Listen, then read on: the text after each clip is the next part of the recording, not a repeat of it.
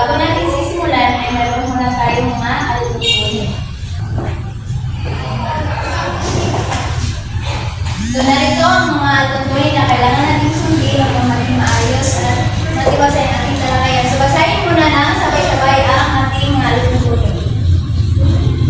May respeto sa guro at kaklase, aktibo sa klase, bigyang halaga ang natutunan sa paaralan, atensyon ang nakapokus sa talakayan, itaas ang kanang kamay kapag sumagot, tumayo kapag ang iyong pangalan ay tinawag. So, naunawaan ba ang ating mga alitutunin sa ating itong class? Opo, ma'am! Kung gano'n, ay makikita nyo naman sa kabilang banda na nandito ang talaan ng puntos. Dahil dito ko ilalagay ang puntos na makukuha ninyo bawat pangkat. Pero bago yan, ay papakasin ko muna kayo sa 4 na pangkat. So ito ang unang pangkat, pangalawang pangkat, pangatlo at pang-4. So ngayon ay upang mabigyan kayo ng gabay sa ating bagong pagsasalatain, ay magkakaroon muna tayo ng isang aktibidad. At ito ay tinatawag na basahin ng sabay-sabay. Salita ko, buuin mo. Basahin ang panuto. Buuin at ibigay ang salitang kilos na isinasal sa bawat bilang. Nang ikondo at pwedeng mag-seal ang ibang grupo. So, bawat pangkat ay may pagkakataon na sumagot. So, paunahan ipataas ang kamay. Kung sino yung una makapagpataas ng kamay, siya yung may pagkakataon na sumagot. So, halimbawa, sa inyo nakikita dyan sa television, sa palaking na dinagdagan ng hook plus gas. So, ano ba ang salitang magbubuo? Yes, Miss. Nagbukas mo, ma'am. Nagbugas. So, aalamin natin kung tama ba ang kanyang sagot. So, tama. So, palakpakan natin si sa ngayon, naunawaan niyo na ba kung ano yung gagawin sa ating aktibidad? Opo, ma'am. So, ngayon ay magsisimula na tayo. Paunahang makapagpataas ng kamay. Yes. Nagluluto, ma'am. Nagluluto. So, titingnan natin kung tama ba ang kanyang sagot. So, tama. Palakpakan natin yung mga class. Ito ay mayroon ay 5 puntos. So, dito naman tayo sa pangalawa. Yes! Mula sa pangatlo. Sa akin yung mga naligo. Naligo, tama ba yan kanyang sagot? Sabay-sabay nating aalamin. So, tama. Wala naman na. 5 puntos.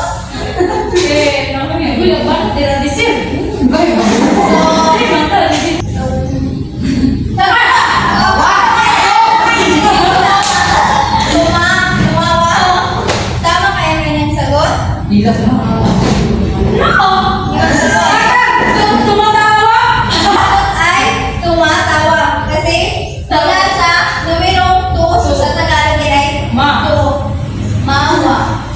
So, tama. So, pangkat 3. Ito ang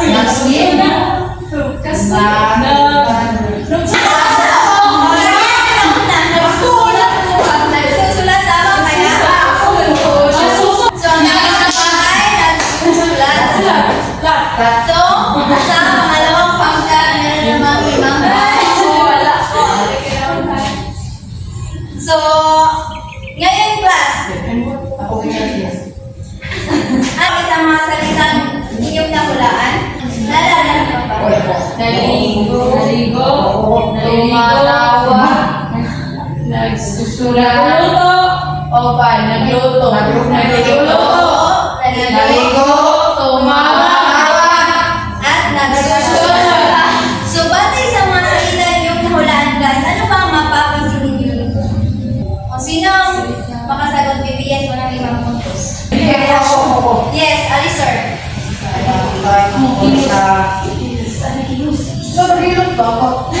Nagdaga ng mga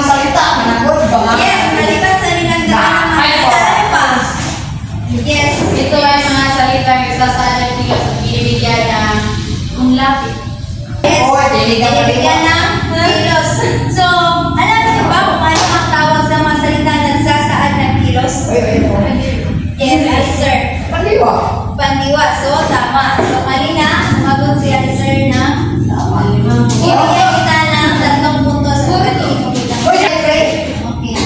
Tapos, One point. tapos ngayon, 5. So, ngayon class, alam niyo ba na ang pandiwa ay may 2 tinig?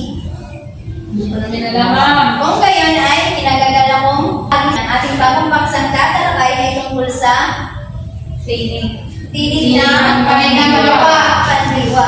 Pero bago yan ay mayroon muna tayong mga layunin na kailangan makamit sa ating talakayan. So, basahin mo na lang sabay-sabay. Na nakapagbigay ng sariling pangungusap gamit ang tinig ng pandiwa. Napapahalahan ang tinig ng pandiwa sa mga pangyayari na lipunang Pilipino sa kasalukuyang panahon at nagkakagamit ng tinig ng pandiwa sa pagbuo ng gawain. So, naunawaan na ang ating mga layunin sa ating bagong paksang tatalakayan class. Opo, ma'am. So, mabuti naman kung gano'n. So, ngayon ay aalamin natin ang kahulugan sa tinig ng pandiwa. So, sino ang gustong pumasa? Ma'am. Yes, Julissa. Ang tinig ng pandiwa ay tumutukoy kung saan simula o paksang siyang gumaganap o bagay na ginaganap at ito ay may 2 uri. Una ay ang tukuyin o tahasan, pangalawa ay ang balintayan. So, tama. Ang tinig ng pandiwa ay tumutukoy sa simulo na siyang gumaganap ng kilos. At ito ay may 2 tinig. Ang tukuyan ng tahasan at ang balintiyak. Balintiyak. So, ngayon ay aalamin natin ang kahulugan ng balintiyak na tinig ng pandiwa. So, basahin na sabay-sabay. Tahasan o tukuyan. Kung ang paksa o simula nito ay gumagawa ng kilos sa pangungusap. So, kapag ang simulo ang paksang magawa sa kilos ng sa loob ng pangusap ay tinatawag na tahasan o tukuyan. So, narito ang halimbawa pang lubos niyong malawaan. So, sino ang gusto pumasa sa unang halimbawa? Yes, Rosary. Halimbawa, binasa ni Nina Laura ang patalastas. So, batay sa pangusap, saan dyan ang ginamit bilang paksa? Binasa. Patalastas, Jay. Ang paksang ginamit ay si Laura. So, ano ba ang kanyang binasa? Patalastas. So, yan ay ang ginamit na pandiwa sa pangusap nito ay ang binasa. So, sa pangalawa naman, sino ang gustong sumagot? Yes, Giovanni. Si Aling Mina ay nagpaparestro sa barangay. So, alin dyan ang paksa? Si Aling Mina At saan naman dyan ang pandiwa? sa barangay. Paparestro. So, malapakan natin dito mga klase. Tama. Ang paksa ginamit ay si Aling at ang pandiwa ay ang nagparestro. So, naunawan niyo na ba ang tungkol sa tukuyan o tahasan na tinig ng pandiwa? Opo, ma'am. Kung ganun ay magbigay ng isang pangungusap na halimbawa ng tukuyan o tahasan. Yes, Giovanni. Si Aling Generisa ay bumuto sa barangay. So, alin doon ang paksa? Si Aling Generisa At ano naman ang ginamit na pandiwa? bumuto. Gumuto. Bumuto. So, tama. So, bigyan natin ng Bumuto nga. 5 puntos ang pagkuhan. Sino pa? Yes, Felicidad. Alam ko may idea ka. Nagbigay ng isang pangusap na halimbawa sa tinig ng pandiwa.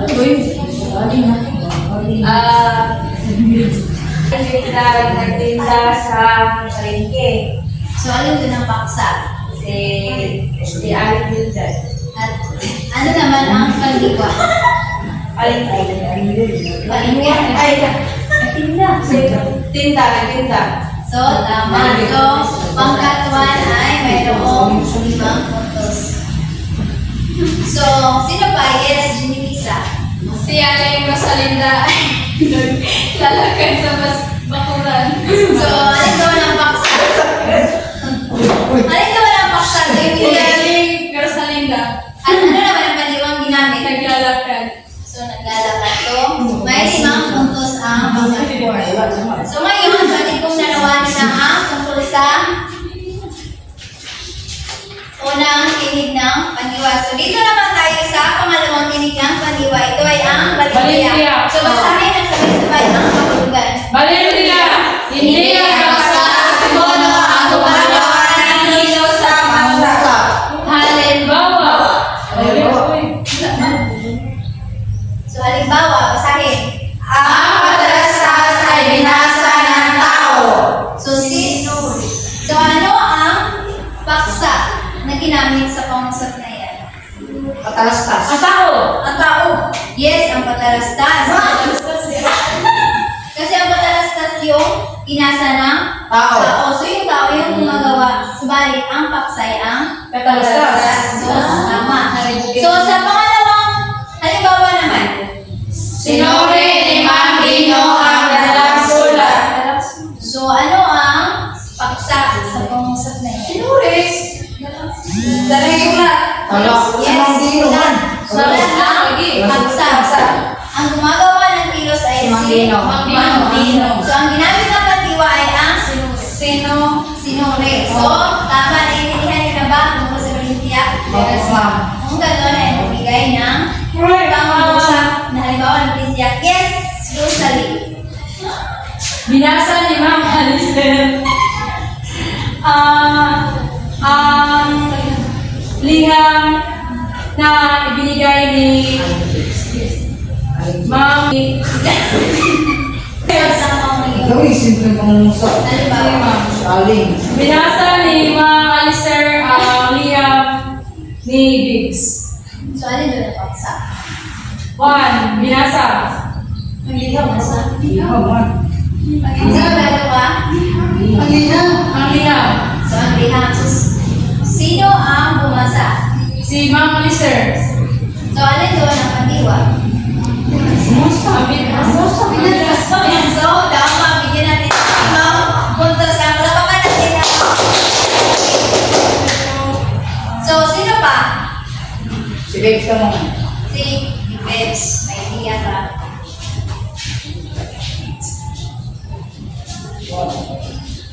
Sinulat ni Jenilisa ang laman ng libro. So, alin doon ang paksa? Ang laman ng libro. Then, ang gumagawa ay si Jenilisa. Then, ang halimbawa ay ang mandiwa ay So, ngayon, batid ko na nalawanin na ang tinig na patiwa na Balintiya. So, ngayon, ay magkakaroon tayo ng pangkatang gawain. At ngayon, ay basahin ang panuto. Panoto. Bumuo ng isang malikhaing gawain tulad ng hula, kanta, sabayang pagbigkas, at talk show gamit ang tinig ng pandiwa. Gagawin niyo ito sa loob ng 5 minuto. So, naunawahan ba ang panuto kung ano yung gagawin sa...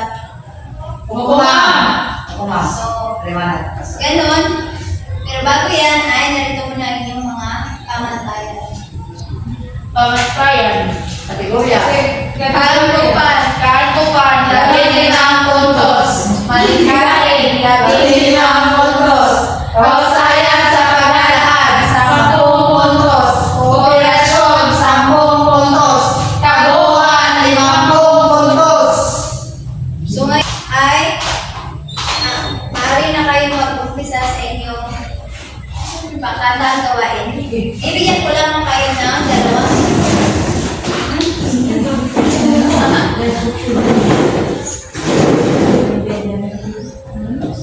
So ngayon, ay tapos na ang inyong dalawang minuto at amin nilang i-presenta. Una mag-presenta ay ang pangatuan.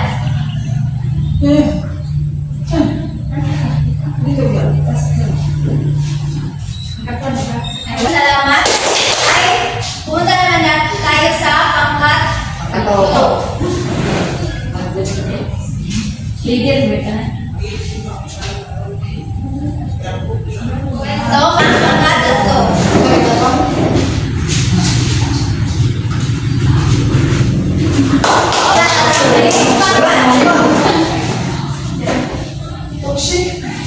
So, apat na pangkat. So, ngayon ay dumako naman tayo sa pagbibigay ng puntos.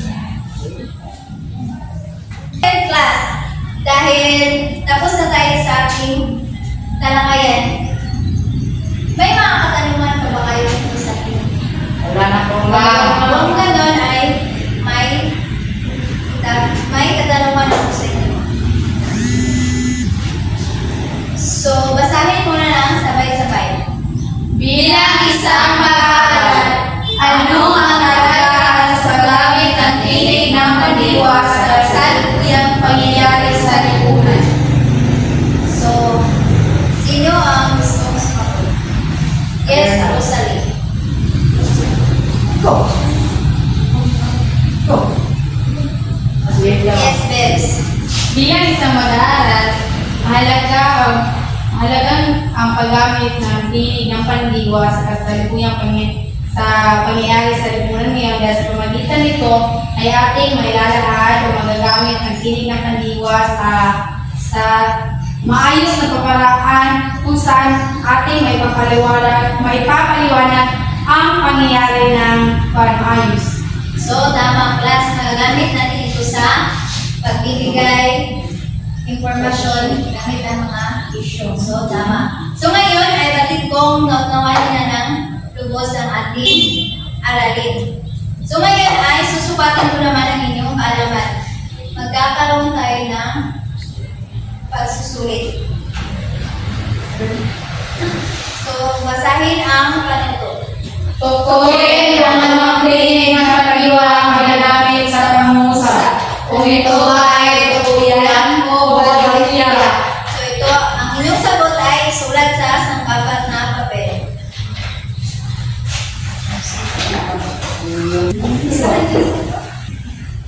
Ibigyan ang minuto na. Si Ate.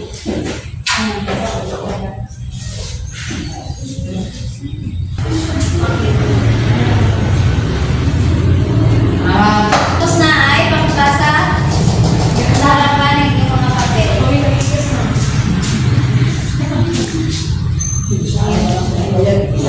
So, narito ang mga sagot sa ating ginawang pagtataya. Perfect.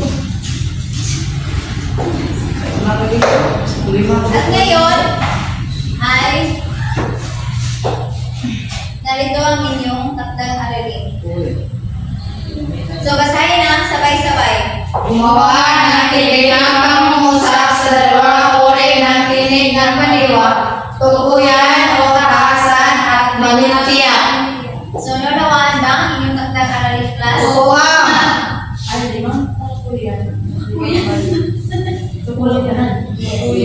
Yes.